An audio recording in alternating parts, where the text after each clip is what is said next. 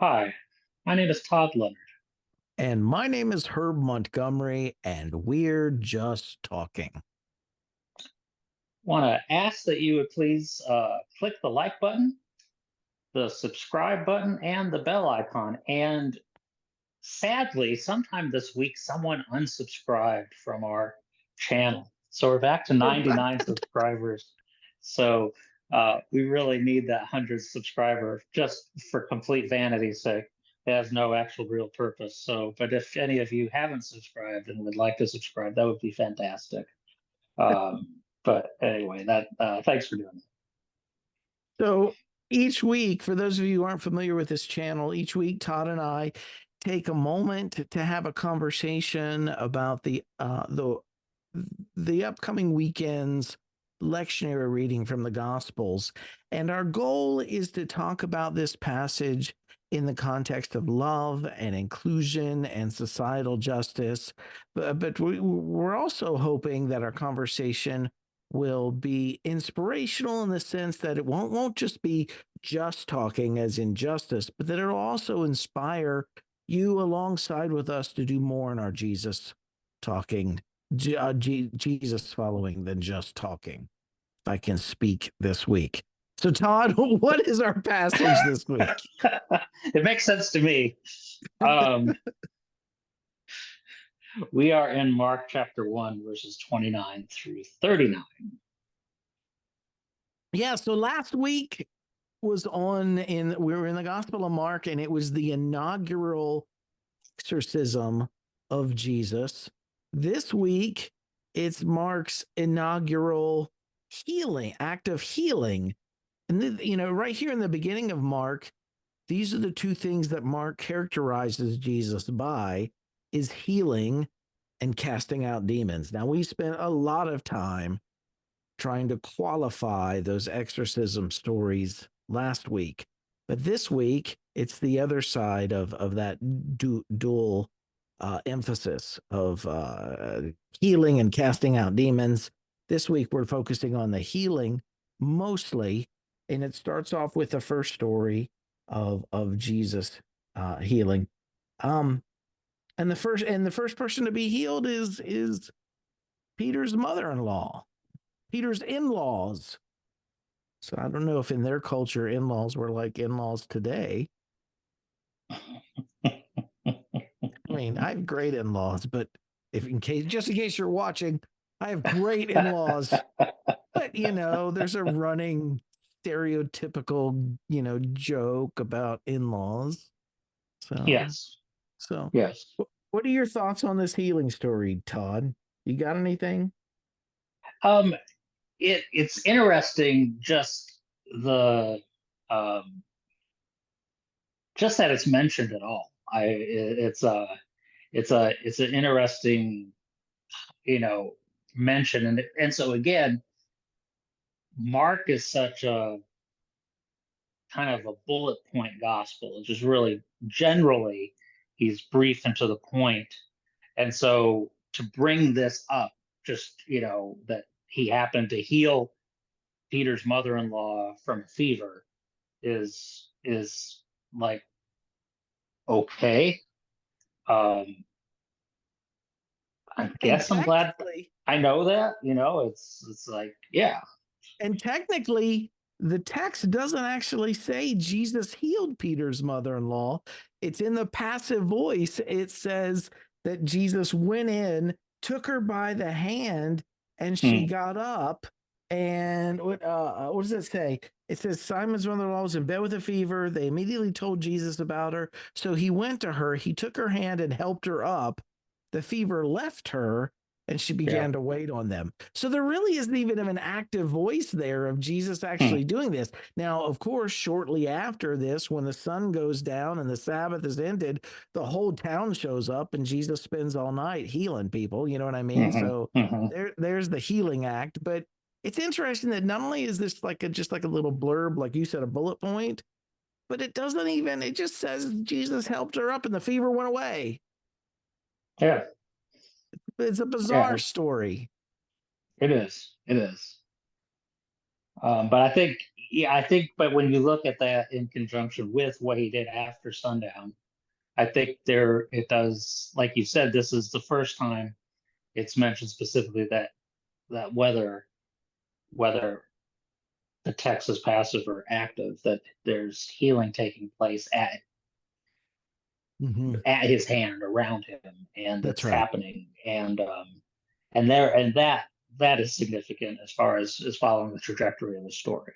Yeah. Even most progressive historic Jesus scholars today, most of them agree that Jesus is characterized in the cultural context of his day as an exorcist and a healer. These are the things Jesus is known for among the Mhm. masses, is casting out demons and acts of healing. So I'm not saying that he wasn't a healer. I'm just saying it's odd that this story doesn't overtly give Jesus credit for that Right, fever departing. right, right. Yeah. So last week we were talking about, Jesus coming in conflict with the synagogue, the scribal establishment, and they're being co-opted and possessed by the Roman Empire, by imperial concerns. That was, how Jesus was clearing the way for God's just world to arrive in sacred space. It was the restoring of sacred space, being the synagogue. But this week, it's not so much about sacred space. This is common everyday space, but it's intention, and I'm going to try to say this correctly. Its intention with sacred time, and Hmm. it's not fully developed here in Mark. This is just the beginning hints of it. Over the next few chapters, it's going to continue to swell, and the tension between Jesus healing. I think we just lost Todd.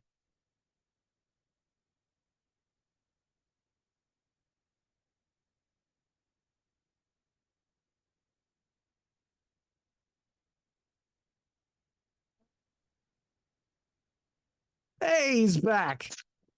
Sorry about that. Did your thumb hit the button? Yeah, but I apologize. It's okay.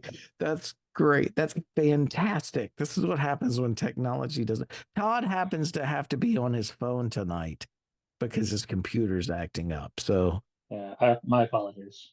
no, that's great. That's fantastic. Adds the entertainment value. So I paused. What I was saying was that the tension is going to build over the next few chapters of Jesus's acts of healing, where the casting out of demons builds in tension with the synagogue and the scribal establishment. That Hmm. tension builds. His acts of healing, the tension builds with the Sabbath here, with sacred time.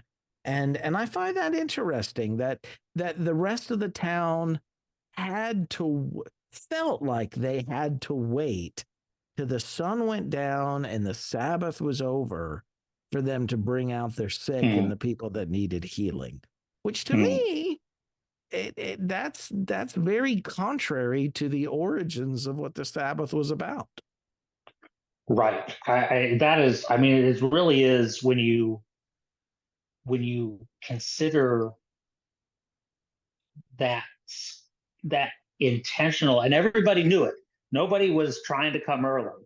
Everybody knew to wait till after sundown, and that it had become so ingrained in the culture that you don't seek out healing, release from the physical, mental health problems that you're having, that you would delay it in order to keep the Sabbath holy. That's just to to look at the original intent of Sabbath as rest from creative work, or as a rest from as the as a weekly reminder of your liberation from captivity.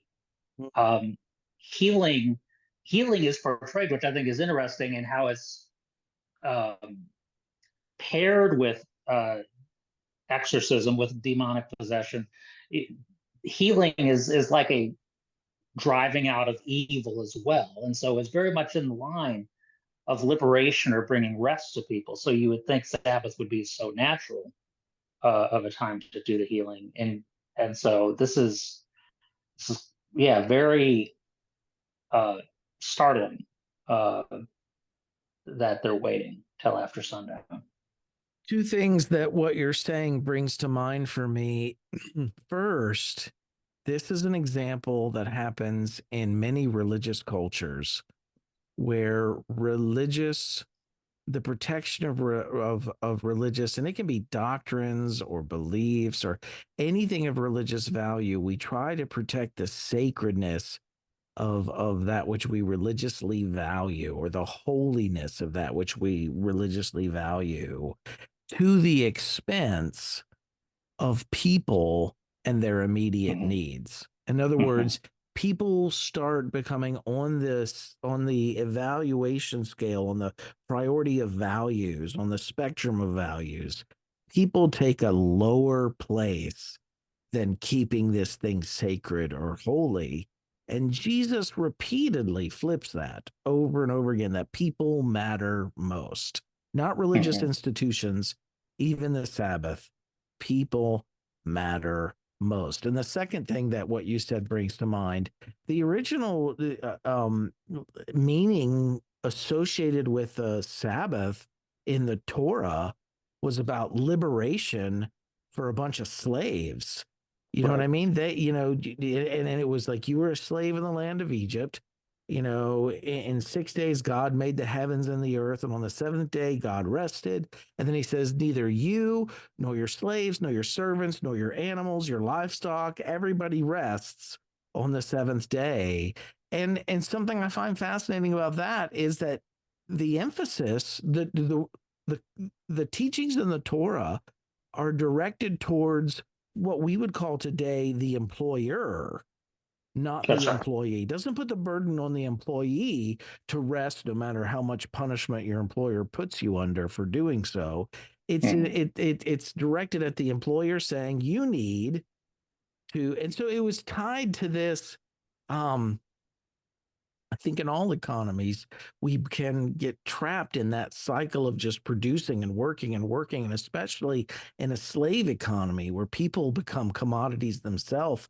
The Sabbath was originally intended to rehumanize people who Yes. had just become product. You know what I mean? Correct. It was to restore the humanity of people, and even and not just humanity. It wasn't just humanocentric. Even the animals, you couldn't make Right. them work on the Sabbath. You know what I'm saying?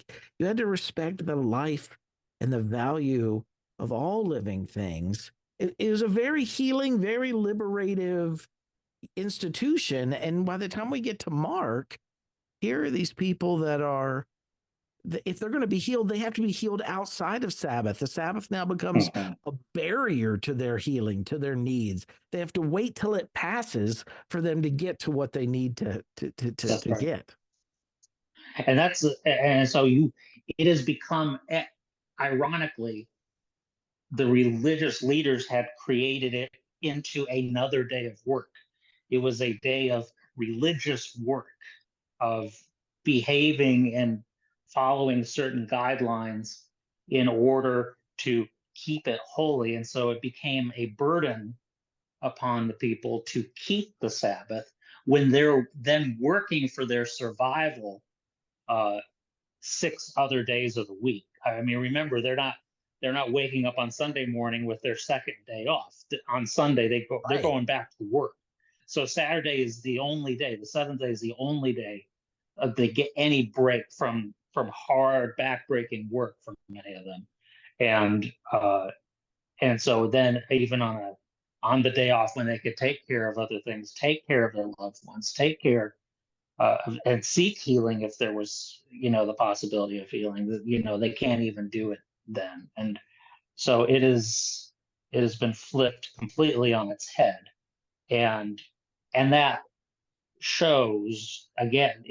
It gets if and I think you're gonna follow up on this. So I not to steal your thunder, but No, please it share. it, it shows where the culture as a whole had gotten into this, and I think you already mentioned this constant production, uh, whether it's material production, whether it's crop production, whether it's creative production, or whether it's religious production, is all constantly producing, and you've become completely enslaved to a system that was again oppressing the the poor and the marginalized, especially.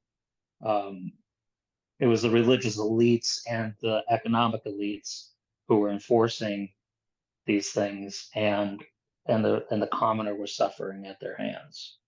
Yeah, And so Sabbath last was the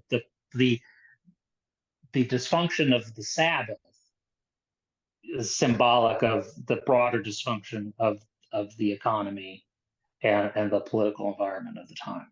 exactly. And it's easier to see it, I think, through last week's lens, where Jesus is restoring sacred space. When he steps into the synagogue, he's not anti synagogue. He's about delivering the synagogue from the Roman co-option, that the Pax Mhm, Romana, how it has infiltrated sacred space.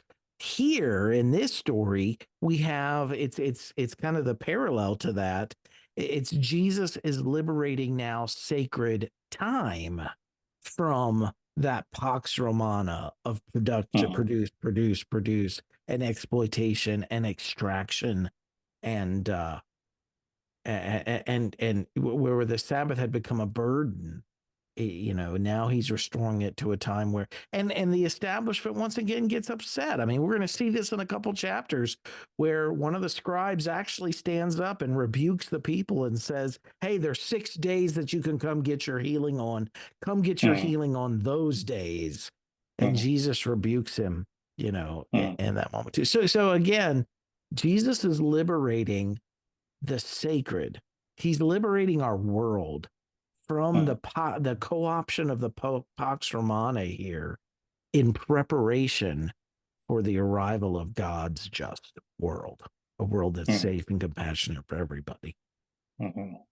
And the Sabbath's and included in and that. every stakeholder uh, in the exploitation system recognizes what he's trying to do, and immediately starts rising up against him. Like you said last week with the casting out of demons, they realized this was challenging the political system, and even just with his beginning to do the healing work, this healing work takes on more significance than just the act of healing itself. It's liberating things and stripping certain people of their power. Yeah. These stories take on radically new meaning when we read them not religiously, but politically. You know? Yeah. So I mean that's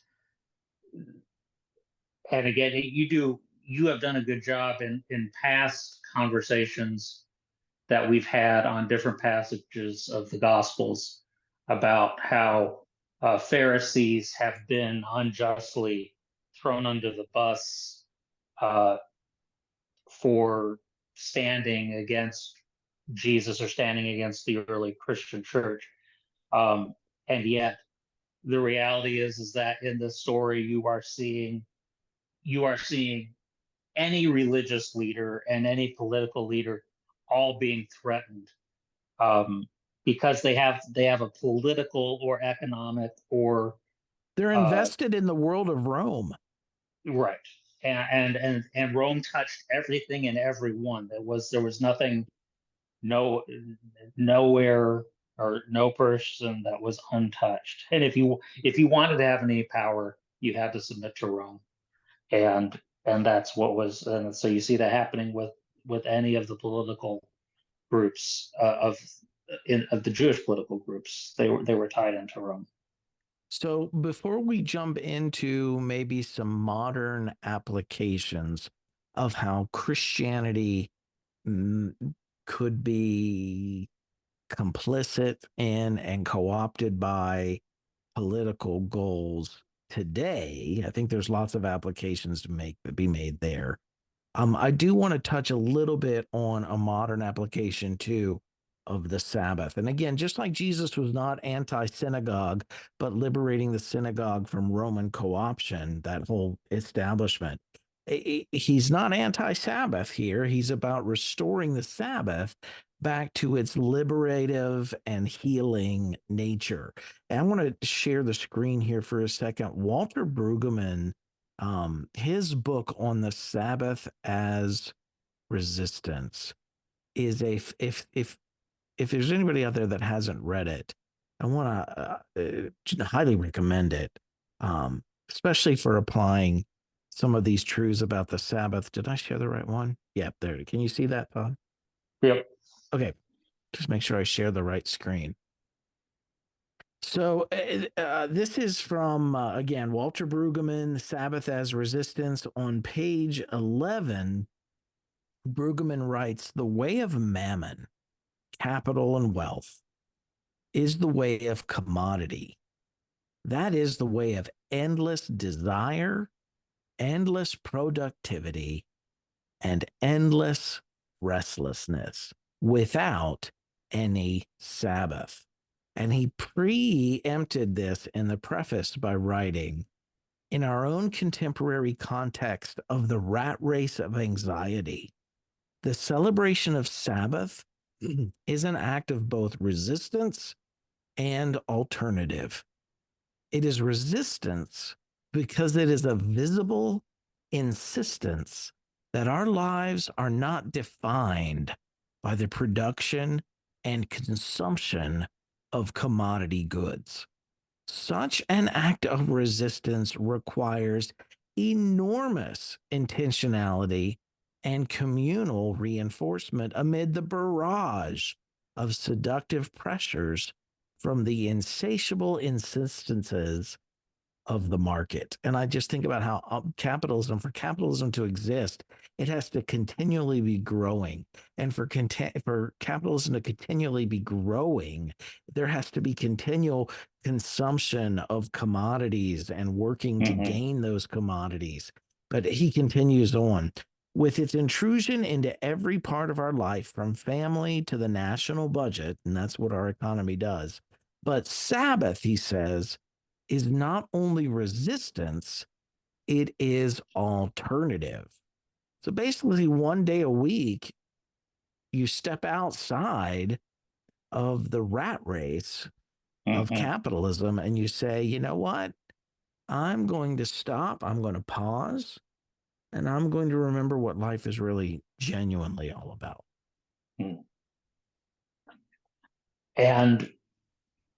And what's interesting is you have to make the modern to to talk in the modern context. It is interesting how for most Christians, there was a time in American history and European history where the capitalist system almost came to a screeching halt on Sunday. Yeah, it respected a religious day of rest. Right. And so there was literally stores were closed, businesses didn't function, and and people were able to actually rest and to focus on their family and things like that. And it was a setting apart. It put the brakes on unfettered capitalism from in a time standpoint. Yeah. And so, but over time now, our culture's in fact, what most churches have done now is they have moved their worship times even onto other days of the week, uh, in addition to a Sunday morning service, in order to accommodate people's schedules so they can fit in an hour of worship around a 24/7 capitalism cycle. Mhm. And seeing so the whole symbol of a day of rest, of a day of putting the brakes on consumerism, has gone out the wayside, even amongst those who still profess Christianity. Um, and it's just, the symbols are important, um, and it's just fascinating that, um, it has been, where it may have been at one point, maybe it was too focused on piety and not enough on liberation. Now there's no break in the Mhm. consumer capitalist drive in our society. Yeah, again, two things come to mind. Two seems to be my favorite number tonight, but two things come to mind just listening to you say those things. The original intent of the Sabbath was more in line with our labor unions in that Hmm. we used to be strong, making That's right. sure people had time off from the capitalist greed and the consumption, protecting, to make sure there was not just work but time off as well. So that's the harmony. But I think that what you're describing, where capitalism used to come to a screeching halt on Sunday, that worked really well in a society that was largely privileging the Christian religion. So there's two Hmm. prongs to this. It still didn't benefit the Jewish people or Muslims. You know what I'm saying? Right. Where Sunday isn't their day of rest. That's You right. know what I'm saying? And so maybe part of that, I have no doubt that with the weakening of our labor unions that has been happening over the last 40 years here in the United States, I have no doubt that that is a significant contributor to the way we just, you know, Hmm. barrel over what we used to respect when it came to people's day off. Hmm. But at the same time, we are becoming more um, affirming of the religiously pluralistic nature of our society as well. Sure. And I think that contributes to it too, because some people don't need Sunday off. They worship on a different day. You know what I mean? They have a Right. different day that's sacred. And I think again the importance of the justice meaning of this is that you just can't be a slave to capitalist production and extraction 24 hours a day, 7 days a week. You can't Right. be. That's dehumanizing. And Right. so, again, that's why I say I think the original intent of the Sabbath, regardless of what you religiously pick that day to be, it Hmm. was much more in harmony with the role that labor unions play in our Hmm. lives today. And with the weakening of those and a small portion of the pluralistic nature of our religions, without one religion being so favored, um, Hmm. those two things, but much more the weakening of our labor unions. It's no wonder that people's religious liberties to have a day off, or even their labor rights to have a day off, are just slowly eroding as well. Hmm. And I think if you were to take a practical application to what would bringing back Sabbath look like in today's society, it wouldn't be about restoring Sunday as the day of rest, or any one day as the day of rest, but it would be establishing just wages for workers so that they only had to work 6 days or 5 days. When I'm Right. seeing people have worked 2 or 3 jobs and never having a day off just to eke out And mere they still can't feed existence. their kids or pay the rent.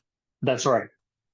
That for me, that's where a call to Sabbath it would be not a holy day on a certain day of the week, but just a just wage and affordable living conditions so that people had a day. They could take any day, whatever day of the week it was. They had a day of rest so they could be restored and rested from the work. But And that would we go a are, long way. That would be in total harmony with the spirit of the Sabbath as it existed in the Torah. that's right. That's right. Yeah.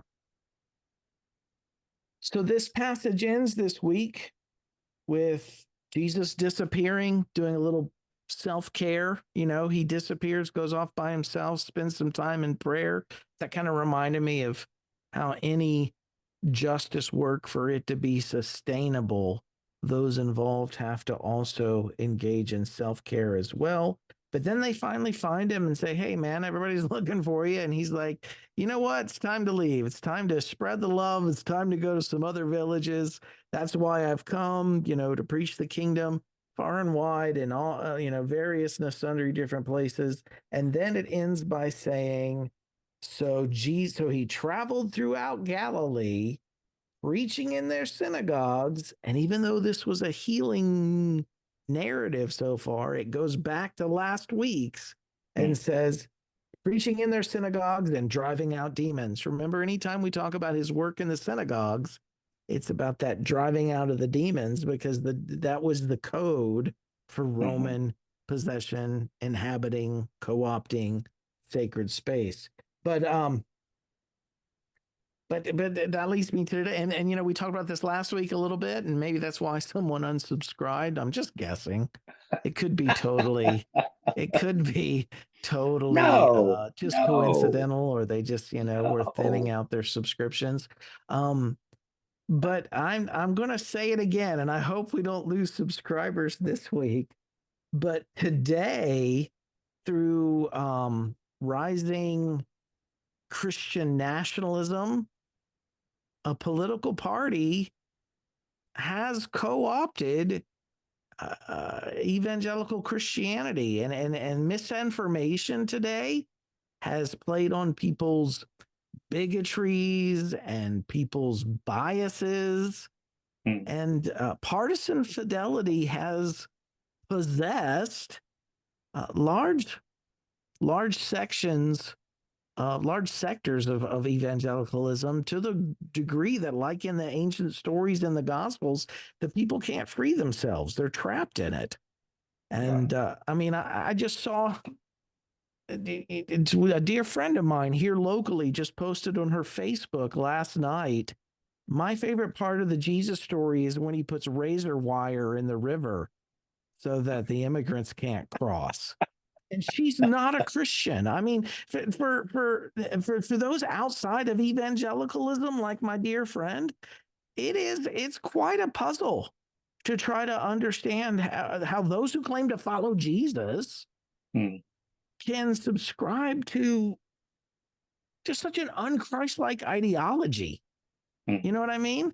And so, today, in our scientific worldview, we may not believe in, demons the way the world did when these stories were written. Those cultures did. But we still have some national societal demons in our culture too. And I'm thinking about white supremacy, the demons of Christian nationalism, heteropatriarchy, authoritarianism, totalitarianism. Those are the demons that we need to be about casting out today in Christianity. Start with Christianity first, and then maybe, we can grow and work on our society.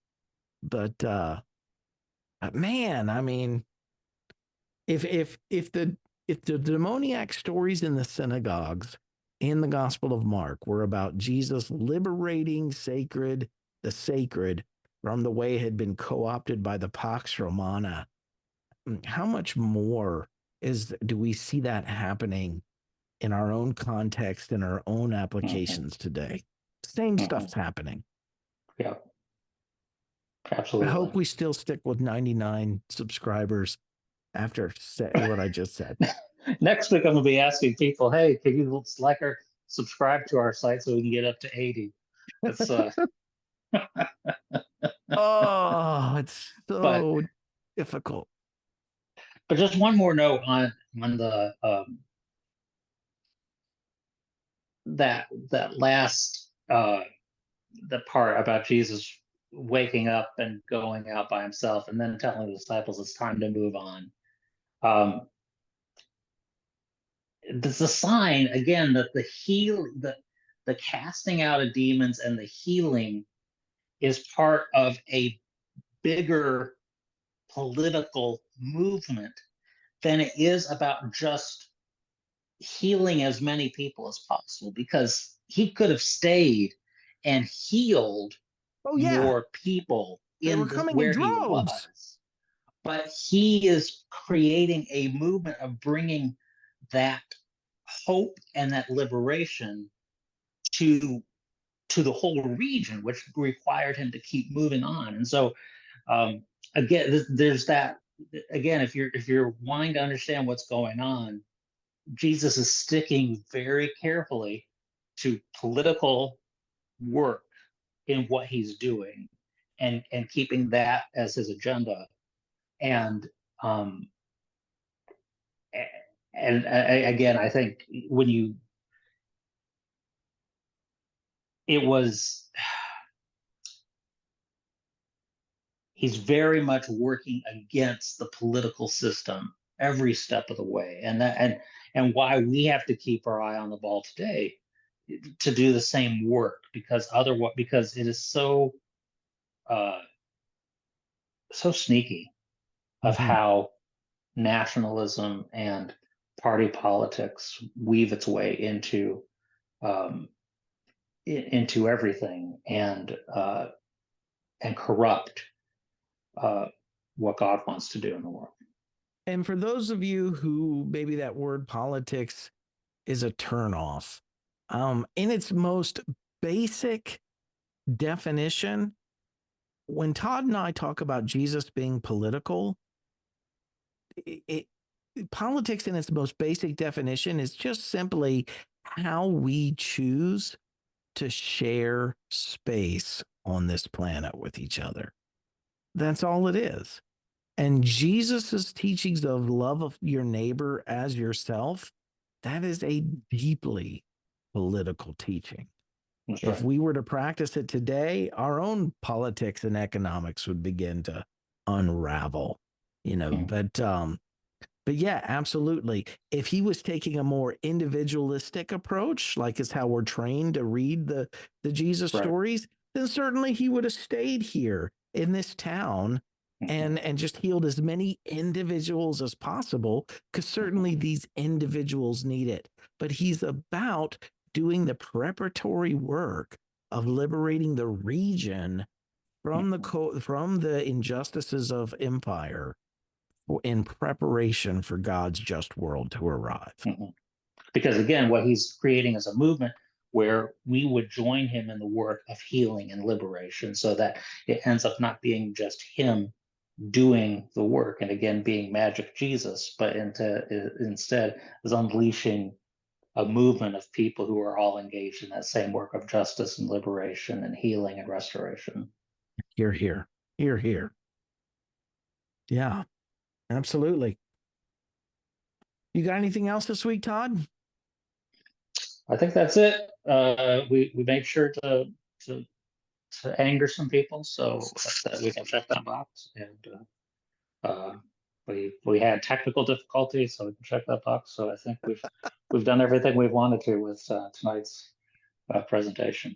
If you haven't So subscribed to this channel, please do so. I'm sure there will be some doing the opposite this week. So help us out and compensate for that. If this has resonated with you, you can find more at renewedheartministries.com. I want to thank everybody for watching. If you're still hanging in there with us here at the end, thank you for making it this far. Anything left, Todd? Anything else? we will see you next week. All right, goodbye, Good night. everyone.